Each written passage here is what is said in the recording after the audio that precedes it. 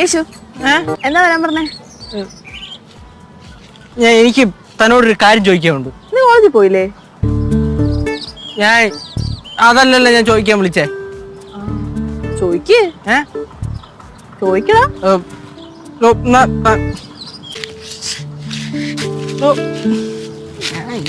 എന്താ ചോദിക്കേ?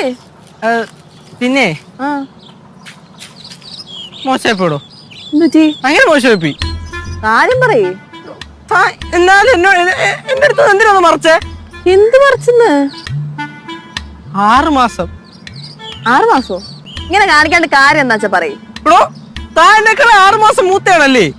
അതെനിക്കറിയാലോ. തനിക്കറിയാന്നാ?